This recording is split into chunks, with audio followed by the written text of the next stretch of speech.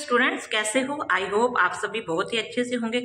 बच्चों, जैसा कि हमारा थर्ड लेसन जो है कंप्लीट हो चुका था, उसके बाद हमने फोर्थ लेसन भी आपको स्टार्ट करवा दिया था, जो था पोयम।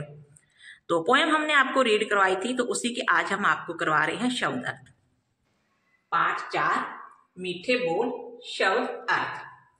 अनमोल, कीमती, कुसली, गुजिया, खस्ता, बुरबुरा, खाजा, एक मिठाई, गट्ठे, एक मिठाई जो चने के आटे से बनती है, पुआ, मीठा पूड़ा, शक्कर पारा, खुरमा, सुहारी, मीठी पूड़ी। आगे है मीठे, मधुर, गन्ने, ईख, निराला, सबसे अलग, बोल, बोलो। तो इसी को हम एक बार फिर से रिपीट करेंगे। लेसन नंबर 4 है और लेसन का नाम है मीठे बोल शब्द अर्थ। अनमोल, कीमती, कुसली, गुजिया, खस्ता, बुरबुरा, खाजा, एक मिठाई, गट्ठे, एक मिठाई जो चने के आटे से बनती है, पुआ, मीठा पूड़ा, शक्कर पारा, खुरमा, सुहारी, मीठी पूड़ी। आगे है मीठे, मधुर, गन्ने, ईख, निराला, सबसे अलग, बोल, बोलो।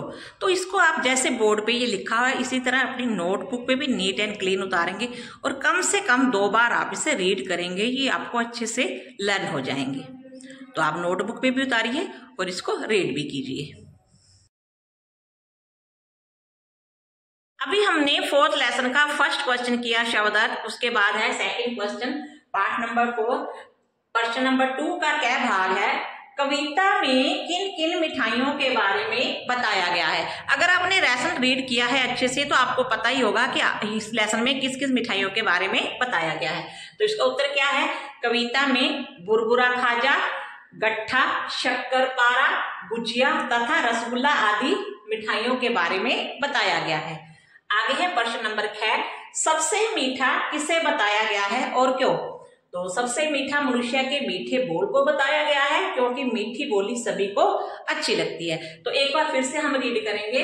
प्रश्न नंबर 2 का क्या है? कविता में किन किन मिठाइयों के बारे में बताया गया है?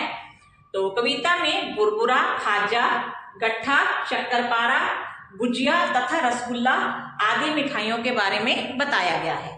आगे है प्रश्न नंबर 6, सबसे मीठा किसे बताया गया है और क्यों?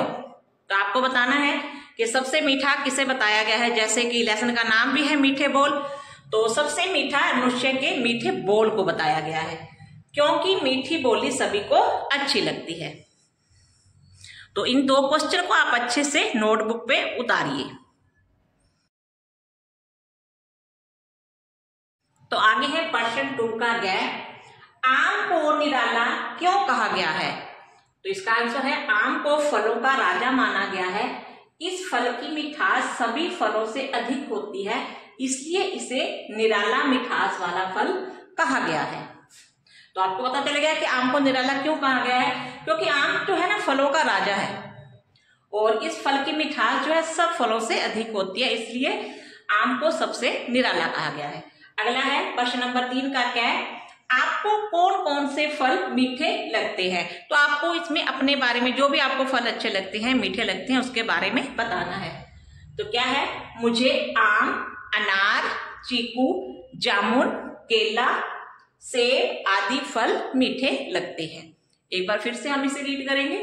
प्रश्न नंबर 2 का क्या है? आम को निराला क्यों कहा गया है? तो आम को निराला, इसको उत्तर क्या देंगे?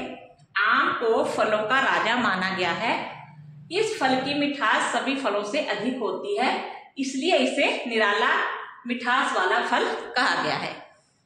तो आगे है प्रश्न 3, आपको प्रश्न 3 का क्या है? आपको कौन कौन से फल मीठे लगते हैं?